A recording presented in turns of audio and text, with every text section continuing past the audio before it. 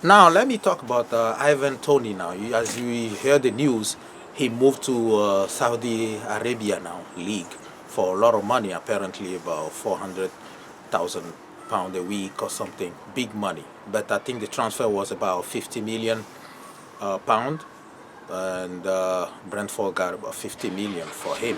I think with this price, a lot of clubs like Tottenham, Chelsea, Arsenal even should have even bet on him, because all those clubs that I just named right now, they really don't have a true striker.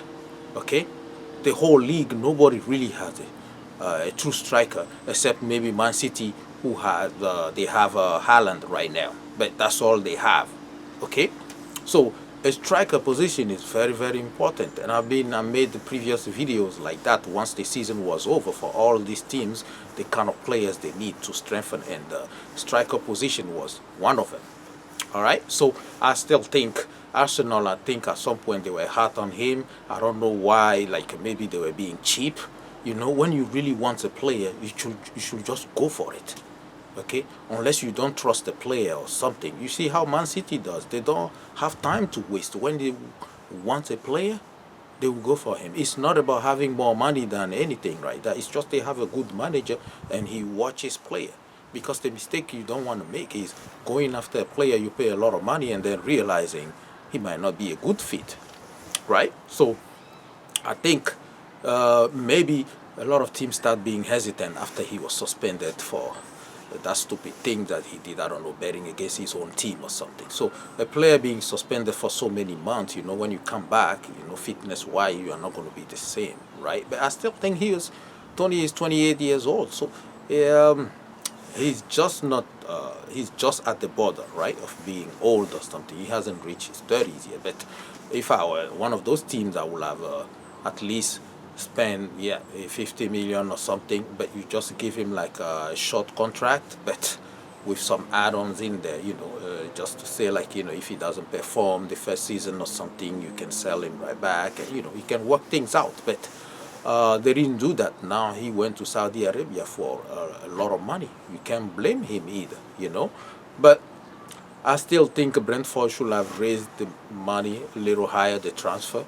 But I think the thing was with the after he was suspended and all that, maybe they didn't have trust in him. And then when he came back, maybe he wasn't what they think he will be. Maybe he wasn't the same anymore. Otherwise, they would have kept him, or maybe asked for more money for somebody who's 28 years old, right? But that's just my opinion. But yes, Tottenham, Chelsea, all those, they miss out on the opportunity. Okay, this is why I always emphasize that all these clubs are supposed to do deals like once the season is over. They always wait last minute. Okay, so this thing with what happened with Brentford now, when if he's been like your main striker, Toney, now you have to sell him all of a sudden, and you have to wait now for until January before you make another move. This is what happened. They should have dealt with the like long time ago to use that money to get another striker. Now the transfer window is closed now, so they have to wait for January. So they only have nobody but themselves to blame. Okay, so I hope you enjoyed this video. Let me know what you think, if you're a Brentford fan or if you are Chelsea, whoever. Let me know if this deal is good for Brentford, or do you think Toney should have waited and played a little longer in the Premier League? But for sure, playing overseas is gonna, playing for national team, it might cost him for some point, because they prioritize players that play in their own league, in the Premier League, than overseas.